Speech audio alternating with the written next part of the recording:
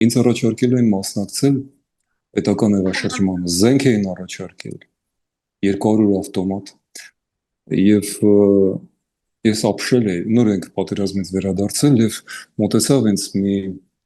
սպա բարձրաստիճան գլխավոր շտաբի աշխատողներից, իմ արդեն նախկին, և ասեց, դե ձեր ջոկատը տեսանք ինչպես եք դուք դրսևորել ձեզ, հիմա ժամանակն է եկել, որ նորից վերցնենք զենքերը, ես ասեցի, ես քաղաքական կուսակցության ղեկավար եմ, ինչ եք դուք ինձ առաջարկում, սա սադրանք էր, բայց հետո ես նկատեցի, որ այս մարդը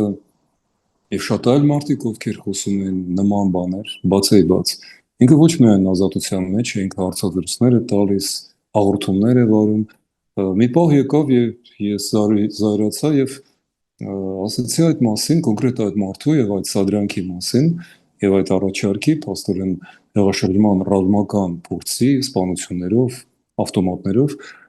ազգային անվտանգության խորհրդի քարտուղարին առիթ հանդիսացավ և ասեց, ինչպես եք դուք նման բաներ հանդուրժում, դուք գիտեք, ասեց, որ այո, գիտենք։